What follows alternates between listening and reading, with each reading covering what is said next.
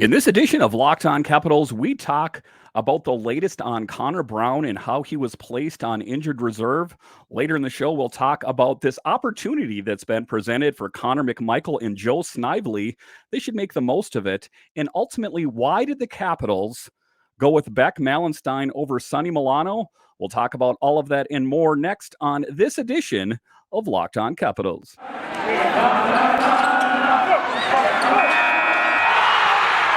You're Locked On Capitals, your daily podcast on the Washington Capitals. Part of the Locked On Podcast Network, your team every day.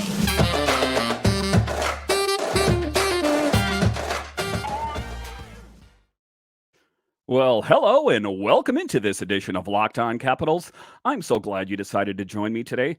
As always, this podcast is free and available on all the major platforms, and I want to thank you for making this your first listen or view of the day. Yes, this podcast is also available in video form, so head on over to YouTube and check it out. And when you're on YouTube, make sure and hit that subscribe button. And if you like the videos, give it a thumbs up. It really helps grow the channel. My name is Dan Holme. You can find me on Twitter. It's at DanCaps218. You can find the show on Twitter. It's at Locked On Caps. So in news today, just right off the start here, we have talked about Connor Brown's injury for the last couple days and what that means to this Capitals team. What does it mean ultimately is that it's going to present opportunities for the likes of Connor McMichael and Joe Snively, who have yet to see regular season play. So this will be a great opportunity for them. And, you know, what are the ramifications or what are the long-term implications of Connor Brown being out? Those are the questions that need to be asked. Then part of the things that they were talking about there is that they won't rule surgery out. So the guy that they got to plug the place of Tom Wilson also suffered an injury. This is definitely not going according to the Capitals' plans. This was a story in The Athletic. They were talking about the Capitals entered the season missing a few key pieces due to injury. On Wednesday, they were dealt another body blow. First-line right wing Connor Brown, just 4 games into the Caps' tenure, will be sidelined for a significant amount of time with a lower leg injury suffered during Monday's 6-4 win over Vancouver.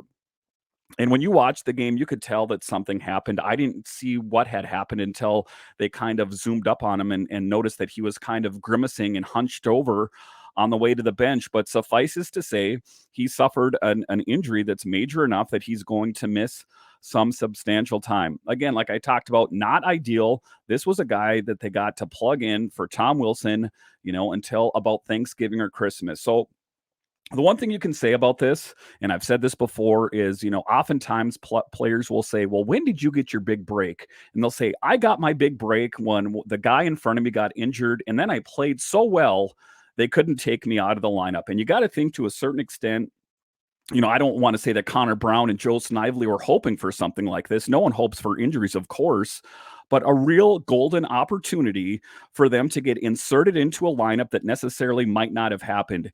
If everything hadn't aligned just perfectly, and you take a look at Connor Brown and you take a look at Kuznetsov getting suspended for 1 game, who knows ultimately when they would have seen game action, but a great opportunity nonetheless. Doctors and Brown are weighing the next steps for the 28-year-old and specifically whether surgery is the proper course of action. More should be known in coming days, a Cap spokesman said. Whatever is ultimately decided, we can be sure of this much. A year after ranking among NHL's most banged-up teams, the Caps' 2022-23 season is off to a difficult start.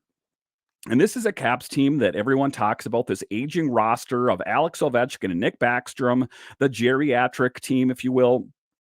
And, you know, certain things like this are not helping the situation. If you watch the NHL Network or TSN, wherever you're watching this, they will talk about this Capitals team being a bubble team at best. And when they're off to a 500 start, you know, it kind of builds, you know, strength in that argument. Are they going to find a way to persevere and overcome? You know, injuries are not foreign to any team out there. It's how you handle them. And if your team has enough depth, whether it be on the active roster or in your AHL affiliate or ECHL affiliate, the Caps really have to use this and rise to the challenge. Brown joins an already extensive list of Capitals forwards who are out long-term, among them Nick Backstrom, Tom Wilson, and Carl Hagelin. So it is quite a big list when you look at it. Tom Wilson, amongst those, will be the ones that returns first. Nick Backstrom will be lucky to be, come back towards the tail end of the season or the start of next season. And Carl Hagelin, we have no timetable on him. So he is out indefinitely. We don't know. Including Browns, that's a whopping $20.7 million in salaries on the shelf. Anytime you hear somebody's out long-term, it's not good, Coach Laviolette said of Brown. We were really excited to have him here and be part of our organization. Disappointing for us, disappointing for him. It's unfortunate. It is unfortunate because you did see the chemistry that was formed between Dylan Strome and Conor Brown. So you're going to have to subtract that. And, I guess it ultimately remains to be seen. They said they would not remove surgery from the table. So, I mean, I'm guessing, just as a guy that's observing the facts in front of me here, that he's probably going to miss, at least a couple of months, maybe several months. Definitely not ideal. As Laviolette said, it's a tough break for the team and the player. Brown, who was acquired in July from Ottawa in exchange for a 2024 second-round pick, was looking for his first point of the season when he tumbled awkwardly into the boards against the Canucks. He's an unrestricted free agent at season's end. And why did the Caps go out and pick up these guys on one-year deals, Strome and Brown, that is because they know that Wilson and Backstrom will be coming back at some point. An interesting comment was made is that it was in that Pierre LeBrun interview with Brian McClellan, is that they could have spent all of Backstrom's long-term injured reserve money, but they chose not to because they knew that there was a possibility that Nick Backstrom could come back at the tail end of the season. So, if you can use that as any kind of gauge, it does look, as long as Nick keeps progressing and going forward, and all signs point to that, we might see him towards the tail end when we could use him the most. And Tom Wilson is also ahead of schedule. At first, initial estimates were more towards New Year's, and now they're saying it's between the beginning of November and Thanksgiving. So let's just really hope that we can get those players back. The bad news about Brown, coupled with a one-game suspension levied against Evgeny Kuznetsov, forced Laviolette to shuffle his forward lines ahead of Thursday's game in Ottawa. The Senators scored 7 goals against the Bruins on Tuesday. Just taking a look at the lineups here. This is what it is expected to be versus Ottawa. So top line, Ovi, Lars Eller, Conor, Sheary. Second line, Protas, Strome, Oshie. Third line, Johansson, McMichael, Mantha. Fourth line, Snively, Dowd, and Hathaway. Is that what it'll be in actuality? That's what it was at practice. I guess it remains to be seen. Again, a really great opportunity for someone like Connor McMichael and Joe Snively. They might get an opportunity to finally get some playing action. This is their opportunity to prove themselves to the Caps and the rest of the NHL that they belong here, and they should play so well that it's going to be difficult to remove them from the lineup because they played that well. Will they be able to do that? I guess that remains to be seen, but that is what we're hoping for here. All right, so after the break here, we will talk about Connor McMichael and Joe Snively's opportunity on this team. We'll talk about the shakeup of the lines and the defensive pairings, and what does it all mean? We'll talk about that next. BetOnline.net is your number one source for football betting info this season. Find all of the latest player developments, team matchups, news, podcasts, and in-depth articles and analysis on every game you can find. And as always, BetOnline remains your continued source for all your sports wagering information with live betting and up-to-the-minute scores for every sport out there. The fastest and easiest way to check in all your favorite games and events, including MLB, MMA, boxing, and golf. And guys, if you haven't done this, I am not much of a betting man, but I use BetOnline to help me when I'm making my predictions on the over-unders and that kind of thing in the NHL and NFL. So head to betonline.net or use your mobile device to learn more.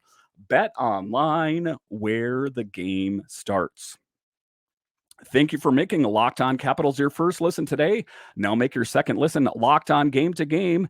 Every moment, every top performance, every result, Locked On Game to Game covers every game from across the NHL with local analysis that only Locked On can deliver. Follow Game to Game on Locked On NHL, available on Odyssey, YouTube, and wherever you get your podcasts.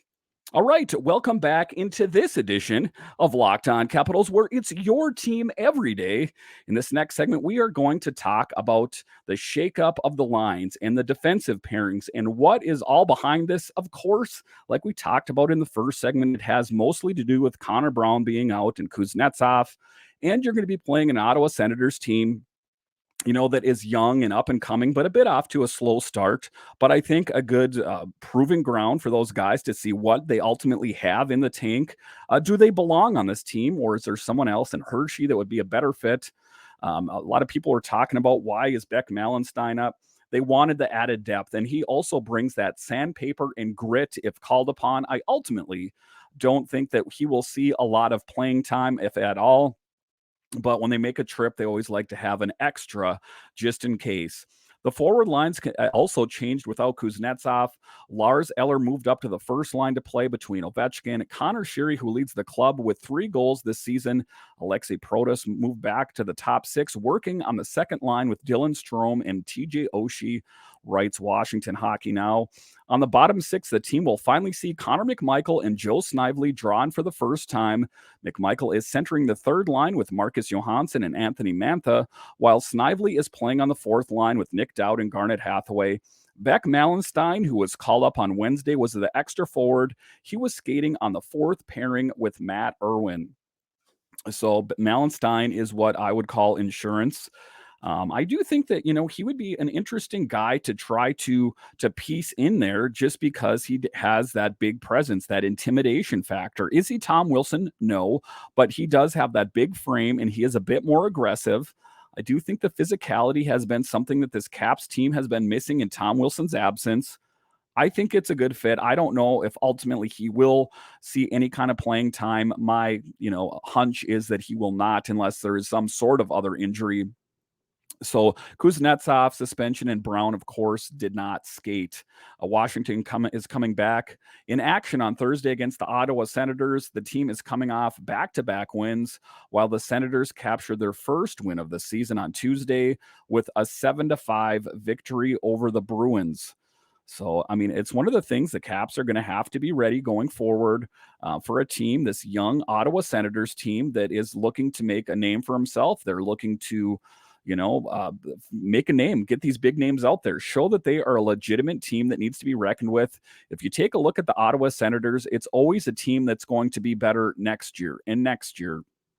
And one of the things that I know that they've done on that team is when they were down and out the most is they traded away most of the players on the team in favor of getting future draft picks. And those draft picks are kind of coming into their own. And those players that they didn't use, they traded off and gained players that'll help this team right now. So the Ottawa Senators are a team that I think is ultimately going to be on the rise going forward. I know that you're going to say, well, Dan, that team hasn't been relevant for years. And I know they haven't. But if you look at the offseason moves that they made, I think they're putting themselves in a position to do bigger and better things. And just, taking a look at who's going to be playing out on the ice, you take a look, like I talked about, Connor McMichael and Joe Snively, really both great opportunities for them. And when you take a look at the lines, why did they switch the lines up? Because this Caps team was lacking production for the last few games. They ended up making some moves and they got a couple great wins, got them up to 500. So you got to kind of go with what works. But, ultimately, I think they were probably looking at some of the footage and they noticed that they weren't getting quite the production that they wanted to. And I think that they wanted to get, Connor McMichael and Joe Snively some playing time. Like I talked about in these last couple podcasts, why have these guys up on the big team if they're not going to play? If you're not going to play them, you'd be better served to have them down in Hershey where they can get some real world experience. You don't want to learn a whole lot up in the press box. And in any case, it can stunt the growth of those players. I think Connor McMichael was making some great progress. I think that we want to keep going in that direction for him. And that's the big thing going there. And then also Darcy Kemper, he had a shaky game this last game. I mean, ultimately, if you can pick up the W, that's all that matters. And the Caps did. They picked up a nice win, but he needs to build on that. His mechanics were a little off. He had a hard time clearing the puck at moments. So those are all things that they're going to have to work on. So you take kind of a rough game with Darcy Kemper coupled with Connor Brown and Evgeny Kuznetsov. Things are definitely posing challenges for this Capitals team. That is for sure. You're going to be able to truly test what this team has. Do they have what it takes to be a winning team and to prove everyone around the NHL wrong that we're not a bubble team, and even if they are. Say there's some strange thing and this Capitals team is on the bubble and they're a wild card and they shouldn't really be there. The years that some of these teams win the President's Trophy, that doesn't really mean anything. I don't have the stats in front of me here, but how many times does a team that wins the President's Trophy go on to win the Stanley Cup? It's not a sure thing. It's a good measuring stick to show how many wins you had for the season. So I guess if you can use that as some sort of indicator, that's a good thing. But that doesn't necessarily mean that you're going to win the Stanley Cup. So ultimately, I don't care where the Caps finish as long as they make it past, into the playoffs and ultimately past the first round. Caps have been snake bitten since 2018. We really need to get past the first round and hopefully a Stanley Cup with Alex Ovechkin in this lineup. As we know, we only have Alex Ovechkin for 4 more years. That's what he's under contract for anyway. And then I think you will see the rebuild taking place. And I think that there's a lot of players down in Hershey. You take or up on the big team that are, not in the lineup all the time, like McMichael and Snively. That is the future of this Capitals team. Also, you could put in there Aliaksei Protas and Zach Fucale and all. It's going to happen at some point, but ultimately there were certain promises that were made to Alex Ovechkin that he would play on a competitive team, a contender. So I don't think you're going to see any wholesale changes on this team, unless this team totally tanks out and they don't even, say they finish in last place, say something strange happens. Anything other than that, I do think that it's going to be kind of just business as usual and, not doing a rebuild, but a retool, to quote Brian McClellan. So I think that ultimately that is what you're going to see going forward. All right, so after the break here, we will talk about why did the Caps go with Beck Malenstyn over Sonny Milano. We'll talk about that next.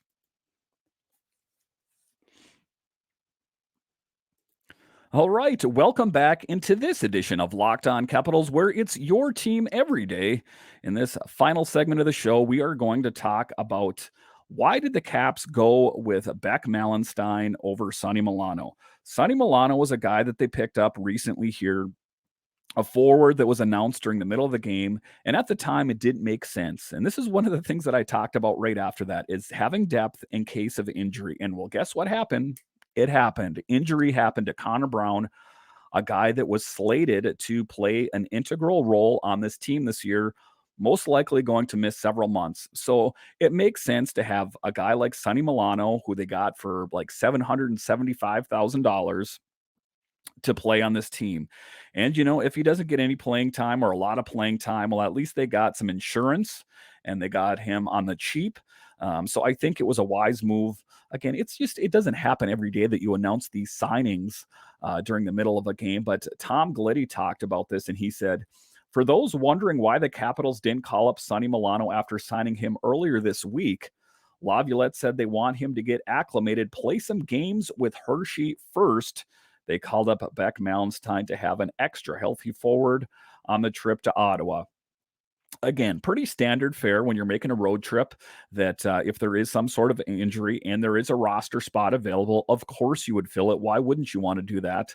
And someone like Beck Malenstyn, who's been a name and a guy that's familiar to the Capitals and the Hershey Bears for quite some time, you really hope that at some point he's going to get his opportunity. I know that he's had call-ups in the past, but ultimately they've really led to nowhere. But I think that he kind of fits in with this Capitals team that is used to be anyway, kind of a tough team to play against. There was a lot of, tough guys on the team. You have Tom Wilson and Garnet Hathaway. And, over the years, a lot of big players, John Erskine, just historically, some tough guys out there. Michael Lotta comes to mind, if you want to just kind of roll back the time a little bit of tough guys that are on this team. So I think that someone like a Beck Malenstyn, who's over 6 foot tall and he, just built, like he's built for war. I think that he would be a good person to have on this team, especially in Tom Wilson's absence. Again, everyone's saying, I tweeted about this earlier that, I know he's called up, but he won't see any playing time. I get that. I know that. I followed this team for a while. I know that. But I'm just saying that if at some point they could find a way to work him into the lineup, that would be good, because I think that this team tough thing is the thing that the Capitals really want, because there's one thing that you can say when Tom Wilson is on the ice, much like Erskine back in the day, is that, you didn't mess around quite as much because you knew that you had to answer to the enforcer, and that was either Wilson or Erskine or Lotta, or if you really want to go far back, that has been the Caps' identity. And it's good that they have people like that on this team. If you want to look at a good example, take a look at the New York Rangers. They ended up picking Ryan Reeves because they sensed that they were too weak. They played the Capitals, and Tom Wilson kind of mopped the ice with them. So guess what they did? The next year, they ended up getting someone like Ryan Reeves to be the enforcer. And they didn't really hide that fact. They said that they picked up him to combat the guys like Tom Wilson in the league. So with Tom out of the lineup for some time, you could really fall a long way down the standings, between now and Thanksgiving. That I give a guy like Beck Malenstyn his opportunity to play out there. I know that he's not an apples for apples comparison of Tom Wilson. I'm not saying he's that kind of tough guy, but he is a bit of a tough guy. And that's what's lacking on this team right now as I see it. You can take a look at Anthony Mantha, who's kind of this big, tall built guy, but ultimately he's not intrinsically a tough guy. You see, when he got into a fight, I want to say it was against the Canadians, he didn't really, I think he maybe landed one punch and then just kind of shook the guy's jersey a little bit. So he doesn't have those fighting chops that ultimately you're looking for in a tough guy on this team. So that's what the Capitals need to do. In my assessment here is, Malenstyn's up. If it's not now, at some point, give him his opportunity to show what he has. Because I do think that grit and that toughness is paramount for a successful hockey team. All right, and to just close out the show here, I just want to talk about, we've been really lucky to have a lot of great guests on this show. I get people, messaging me on Twitter all the time saying that we should have this guest and that guest. And believe me, I try to reach out to most all of them. I've been lucky to have Joe Beninati on here, John Walton, JJ Regan, just a long list of players. Matt Wyrick. There's just been a lot. I've been really lucky on the show to have some great guests, and I hope to have a bunch more guests. I know that Matt wants to come back on the show again here soon, and I would love to have him on here. But the guests I get requested for the most are Tarik El-Bashir. And I would love nothing more than to have Tarik El-Bashir on this show and talk some hockey with him. Some of these guys are a little bit hard to get hold of, if you don't have a way of messaging them. Oftentimes on Twitter, there's a thing that you can send a direct message, or, if I could find an email address, I could get a hold of them. So short of adding them on Twitter, which I've done, it's really hard to get a hold of them. So rest assured, I have tried to reach out to Tarik El-Bashir, and I would love if he's hearing this, or if someone is talking to him, let him know that you should come on to Locked On Capitals. It's a great show. Another one I get requested quite often because there hasn't been any women on the show other than that crossover edition that I did is Sammy Silber of Washington Hockey Now. Of course, someone that covers the team really well. Rest assured, reached out to her as well. Have not heard back, but I am working those leads on those people to come on the show. So I am having some bigger shows lined up. Like I said, I'll have Matt Wyrick on the show. But in this, 6 months that I've done this show, I've had crazy luck getting some of the biggest beat writers, broadcasters that cover this team. So I feel very blessed in that regard. And I'm working to those ends to bring you other big guests. But just know, I know I get added and I get DM'd on Twitter saying, you need Tarik El-Bashir is by far the biggest one. Alan May would be another one I'd love to have on the show. But I am working those leads the best that I can, but there is no magic bullet way of getting a hold of these people. Maybe they just don't want to do the show. I don't know. I understand they're busy people covering a hockey team, but in any event, I just thought I would let you know that I am hearing your requests. I'm working them, and I hope to have them on the show soon because, especially take a guy like Tarek El-Bashir, who's covered the team forever. I could talk hockey with that guy forever, I think. So I hope to have him on the show soon. Thank you for making Locked On Capitals your first listen today. Now make your second listen Locked On Fantasy Hockey. Steele Roden and Flip Livingstone bring you the fantasy edge and keep you ahead of the competition with daily updates of news, analysis, and advice Monday through Friday. Available on YouTube, Odyssey, and wherever you get your podcasts. So once again, thank you for joining me on this edition of Locked On Capitals. It's been a lot of fun doing this show, covering the Capitals for you. I look forward to do it going forward, but just a real great moment. And I just want to give thanks to the people that are listening and watching this show on a daily basis. It means the world to me. All right. Once again, thank you for joining me on this show, and I'll talk to you again next time.